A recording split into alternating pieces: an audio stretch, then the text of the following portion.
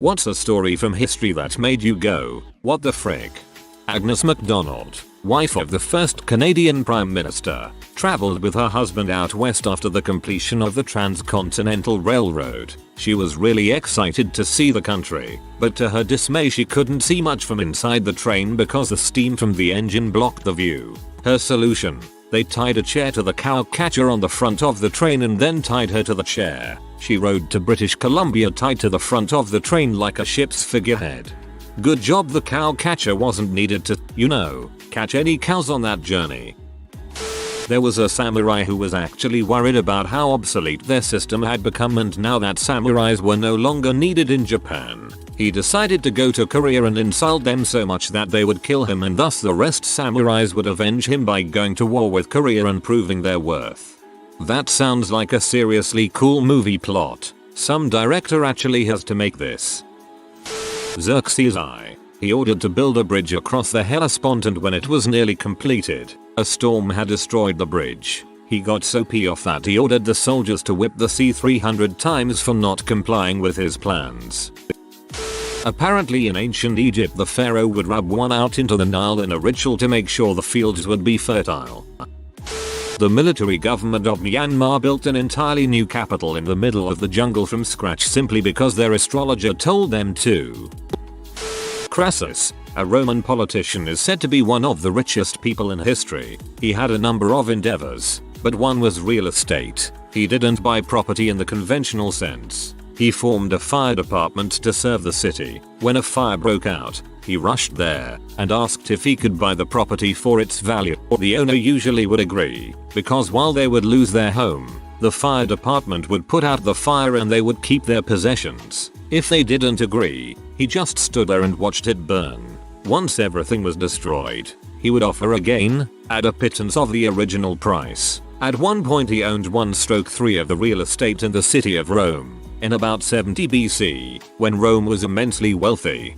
Then his head and hands were cut off and sent to Armenia to be used in a performance of Bacchae.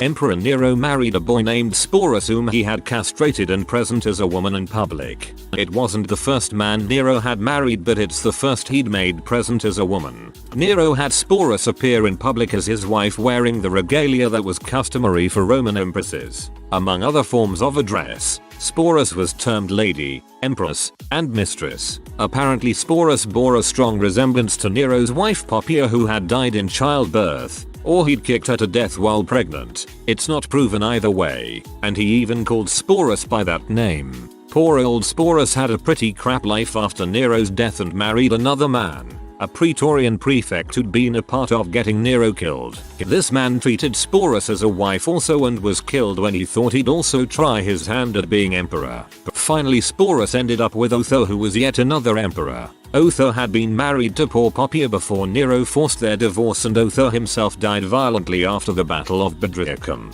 The victor of the battle, Vitellius, declared he intended to use Sporus as a victim in a public reenactment of the rape of Proserpina during a gladiator show.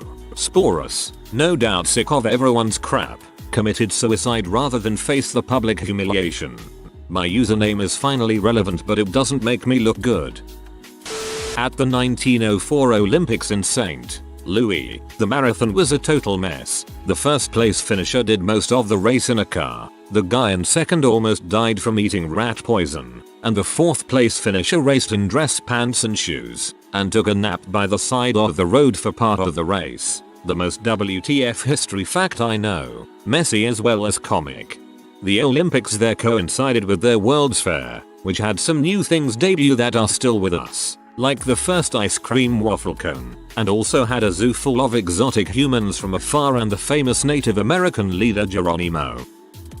The Cadaver Synod. In 897, Pope Stephen VI exhumed the corpse of one of his predecessors, Pope Formosus, and put it on trial. He had a deacon stand behind the cadaver and move its mouth and talk for it while Stephen charged Formosus with becoming pope illegally. When Formosus was declared guilty, the papal vestments were stripped off his rotting body, his blessing fingers were cut off, and he was buried in a graveyard for foreigners. He was then dug up again and his body was thrown into the Tiber River. His body was retrieved from the river and a later pope nullified the Cadaver Synod, and he is now buried in St. Peter's basilica in his papal vestments. The cardinals who helped with the cadaver synod were excommunicated and they made a law that cadavers could not be put on trial. Then a later pope upheld Formosus' guilt and put a plaque on Stephen's tomb praising him for his cadaver synod. I wonder how wrecked the body looked by the end. Rather than use this power to rule or even conquer new lands, Nero still dreamed of being an artist, cheered by an adoring public. He played the lyre, wrote poetry and sang, but Romans considered the idea of an emperor performing on stage as the ultimate disgrace, demonstrating a disrespectful and scandalous lack of dignity. Nero either didn't care or craved the adulation too much. He forced people to watch his performances without letting them leave, which, Suetonius wrote, led some to pretend they had died so they would be carried out of the theater. Take horror stories told about Nero with a grain of salt. Most all of it came from his political rivals after he had died. Mansa Musa was the richest man in history. He went on a pilgrimage and was so generous with his gold along the way that he destroyed economies of cities he passed through for years after with hyperinflation. You forgot the best part. He wasn't actually giving it away so much as buying souvenirs at highly inflated prices. This guy literally destroyed economies with souvenir shopping. Caligula, Emperor of Rome. Sure, people know about him making his horse a senator, but another story is when he failed to invade Britain after not getting across the channel. Instead of admitting defeat, he chose his most British looking soldiers, marched them back in chains and paraded them through Rome as his spoils of war. It should also be noted that the horse story could very well have had a different meaning. Caligula could have been mocking the Senate. The Senate is so bad at their job. My horse could do a better job. The big thing in Victorian England was wallpaper which was dyed a certain shade of green. Green was considered to be a calming color, and this particular shade the most beautiful green in the world. It was used not only in wallpaper, but also to dye dresses, fake flowers for hats, and even confectionery. The dye was called Scheele's green, after its inventor. Its key ingredient, arsenic. Yes, people were happily covering their walls in deadly poison, and quite a few people died as a result. Putting arsenic in wallpaper and other items was never banned by the government, it just fell out of fashion. It's possible this wallpaper killed Napoleon. He loved the color and had the wallpaper. The wallpaper would grow a particular kind of mold in moist climates which then gave off arsenic, which then may have killed Napoleon. He did have arsenic in his hair sample, but it might not have been what killed him.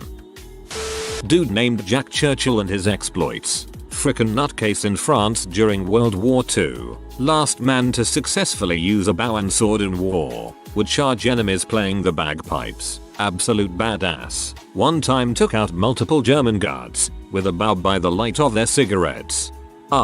Jack Churchill. The man who got angry at the Americans for nuking Japan. Not because he opposed the bomb due to the humanitarian aspect. Oh no. He was angry at them because the Japanese surrendered and ended the war. If it wasn't for those dang Yanks, we could have kept the war going another 10 years. The man might have had a few loose screws, but holy crap, wasn't he awesome.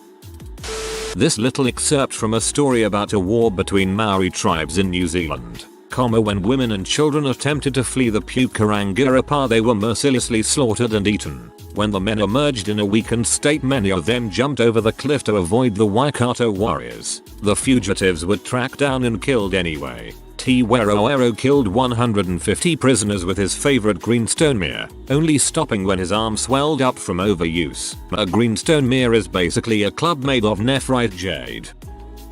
I'm sure most are familiar with the execution of the Romanov family, the immediate family, with the Tsar and Tsarina and all the kids. However, they didn't stop there. They really tried to get rid of all the Romanovs, including a princess turned little nun who was thrown down a mine shaft, bombarded with grenades and eventually starved to death.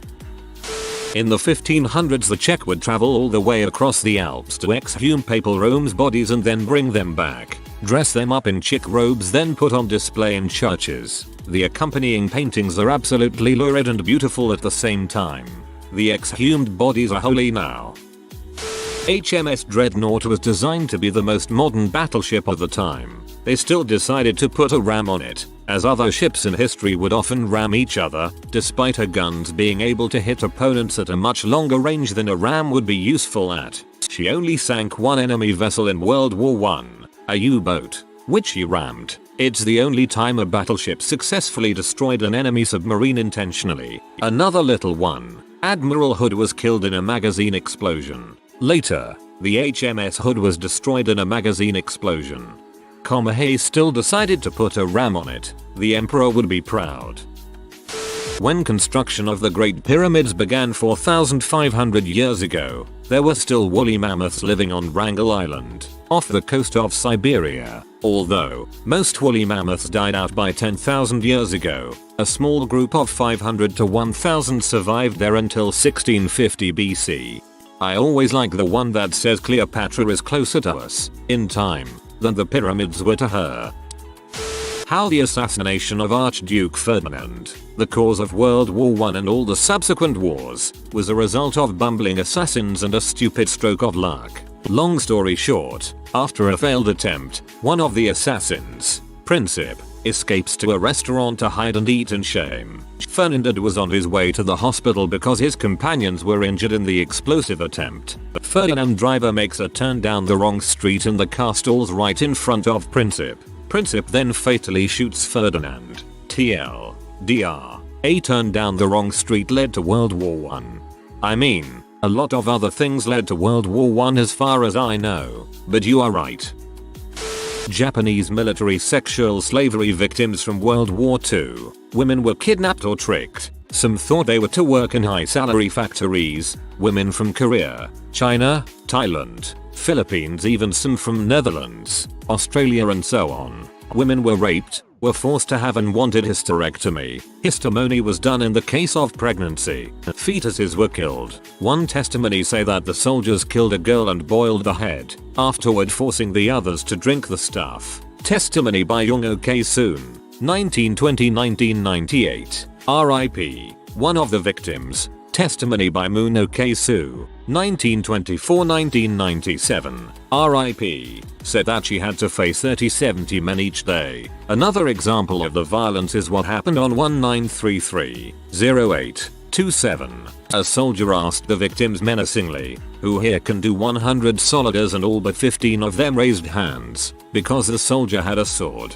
those 15 were killed. When one attempted an escape, they were tattooed. And there were tortures, force-feeding water and then jumping on the bloated body, or even hitting them with something like a bat with needles stuck onto it. There is a Statue of Peace all over the world: Berlin, Sydney, US, Georgia, San Francisco and many more. Those are made to remember these victims. They are brass statues of a girl with short hair sitting up straight. Please look up Unit 731 if you are curious of more violence. The men, women, children were experimented upon. Here are the examples. Putting a mother and a child in a very hot room floor and experimenting whether a mother would sit on a child if the temperature increased even more. Cutting off body parts to see how much it bleeds. Forcing a human into a centrifuge to dry a human out to death. Literally, putting them in 58 to see how long would it take to be frozen to death. Skinning them alive for skin samples. Testing flamethrower, collar on human. Raping, both for sick purposes and experimental. Only thing I can think of are two stories from a book I listened to recently on World War II, specifically from the Siege of Leningrad. One dealt with an elderly woman living in the city who became so maddened by hunger that when she could find no food in her apartment, she went to her cupboards, took every dish and other eating vessel in her home, and broke them on the floor, before scrounging through the debris in search of crumbs. The other involved young people, can't remember how old they were, who went out into the city in search of horse meat and witnessed a truck carrying a pile of bodies and body parts from the countless dead littering the streets, both from starvation and the German shelling. They heard a voice come from someone near the bottom of the pile. "I'm not dead, please help me," then the truck drove off. Meanwhile, a group of scientists and their families starved protecting their university's seed collection to preserve it for the future generations. They had to set up a buddy system to keep each others from riding the vault. When the German light cruiser Emden entered the harbor of Penang and sunk a Russian light cruiser, allegedly 89 crew members, but also 60 prostitutes died on the Russian ship. Oh, the Emden has a wonderful history of WTF moments. It's got to be the 10th BCT stand in the Battle of Yultong Bridge. Basically 900 plus Filipino soldiers, cooks, medics and a chaplain were left abandoned against around 3,000 Chinese troops with propaganda proclaiming it to be 40,000. They weren't even forced out of the position at the end of the battle and actually led a successful counterattack to retrieve some of their forces before they were ordered to retreat. So yeah, what the frick? Imagine being the chaplain. One moment you're giving the battalion a morning ceremony. A few minutes later you're doming a Chinese conscript with your 1911. Another one would be the miracle of the House of Brandenburg, when the Russian Tsar was a massive Prussia boo and forfeited all of Russia's military advantages and gains against Prussia and sided with them. The Russians were so freaking close to winning the 7 Years' War. Like bruh, and it was all for a medal. When Ramesses II finally conquered this pesky nation, I am sorry I forgot. He enslaved 10,000 of their soldiers, had them castrated, and when he was buried had them buried with him. He really held a grudge against them. This reads like a Jeopardy question. I forgot which army, but the use of plague bodies in catapults thrown over some castle walls is the first use of bioweapons. Elizabeth Bathory was a countess from the 1600s who tortured, murdered a bunch of young girls and women and supposedly bathed in their blood because she believed it would give her eternal youth. Morbid Podcast has a great episode on her. Just listened to it the other day and I was fascinated. I forget her name, but some badass woman whom everyone was scared shitless of got an entire village to bring her 3 pigeons and 3 doves from each household. When she got the birds, her army tied bags with a flammable substance in them, lit them on fire, then all of the birds were released at once. Their nest acted as kindling and burned the entire village down. Olga of Kiev, I think. I can't remember the name of the country, but I once heard a story about a country where when they needed to know if something was a good idea they would consider it while being sober and while being drunk. That up until the mid-60s in the UK, you could go to prison for attempted murder if you tried to commit suicide. I only found this out recently. It made me go, what the frick. At the back of my mind at some point I believe the punishment was hanging. Go figure.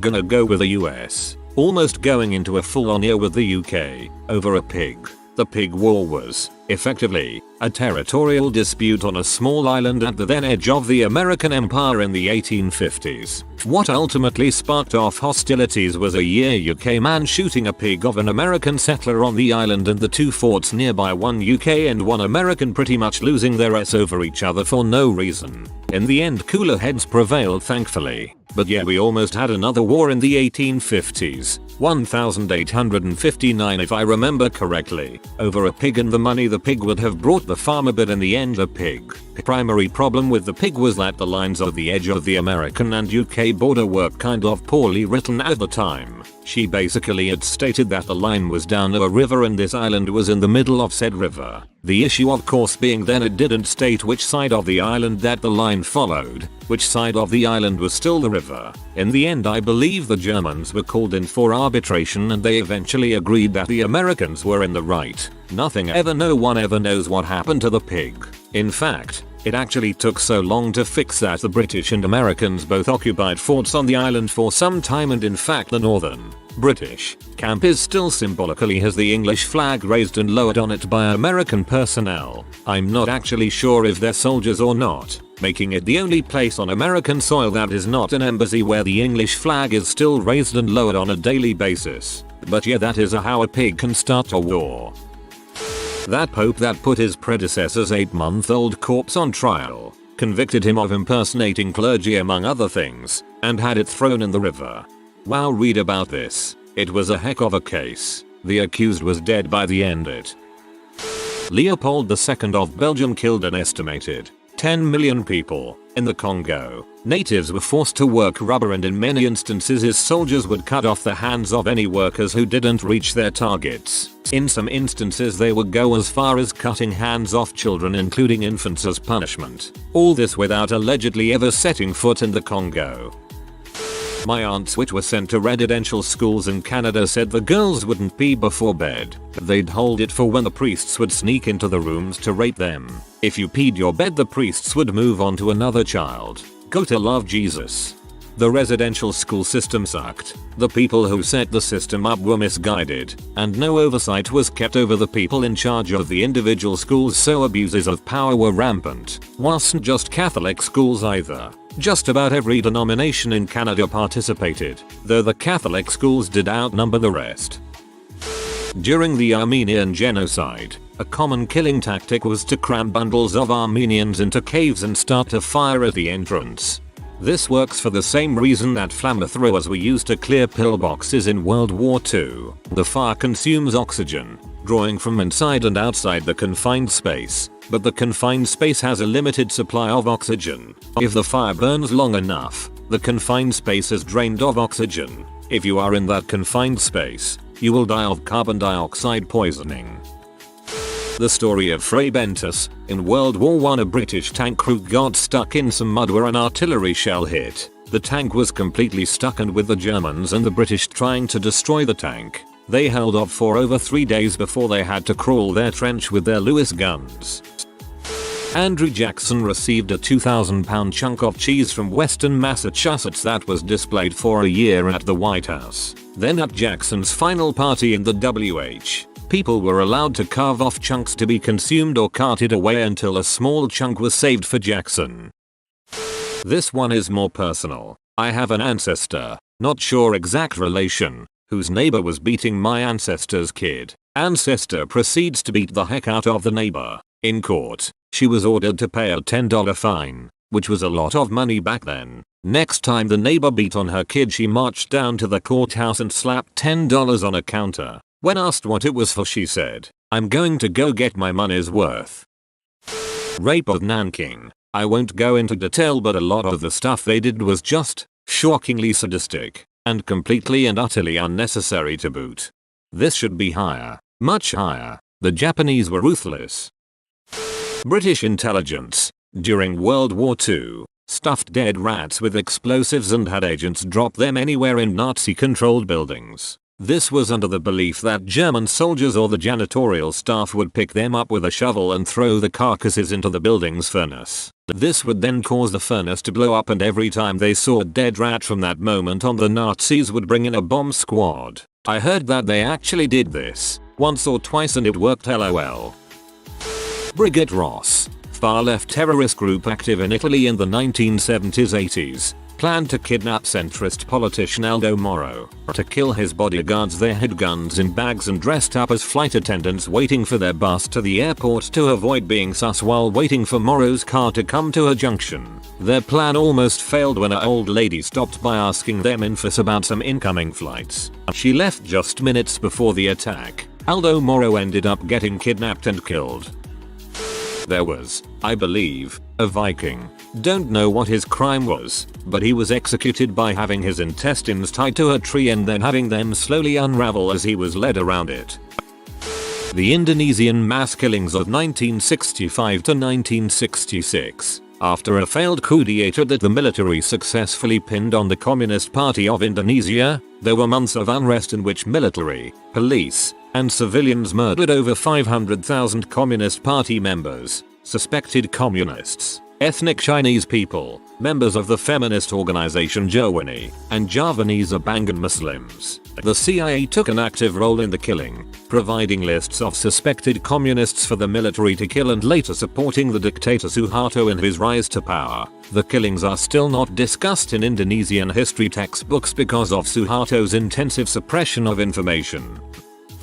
I think it was during the Opium Wars, but I'm not positive. A British commander sent the enemy a white flag with a note saying "use this when you surrender." Not sure if that's badass or what, but I think about it at least once a month. Recent history. Eric Prince. Blackwater. Prince shows up again facilitating Trump interests in the Ukraine. Then Prince's sister, Betsy DeVos, is named Secretary of Education. Interesting guy. Blackwater had contracts with the CIA when he was CEO, so he got involved in this kind of stuff during the Bush years. I think he sees himself as a sort of back-channel diplomat. Also, he's got connections to the Republican Party going back a long way. It was many years ago I saw this story in a history book, so it might be missing a few details, but basically there was a herb healer treating some patients in the Middle Ages. There was a woman with consumption and a soldier with a wound on his leg. He gave medicine to the woman that would help her and disinfected the soldier's wound and wrapped it up. An English doctor then walks in and declares that the herb healer has no idea what he is doing and cannot treat the patients. He takes a look at the woman and concludes something along the lines of her being possessed by the devil. He grabs knife and cuts across onto her forehead, and I think he took her brain out and rubbed salt onto her, just put salt onto it through the cut anyway. He says she's cured, but well, she's dead now. He then moves over to the soldier and decides for some reason that his leg is no good anymore and tells someone to bring the sharpest axe they can find. A little later the person returns with an axe and the doctor proceeds to lay the soldier's leg flat and then lifts up the axe and brings it down on the leg. Bone marrow flies all over the place and the soldier dies of shock. The doctor decides he's done a good job and cured his patients and takes his leave. If you are new to the channel, you can subscribe. I publish new videos every day. Until then, check another video.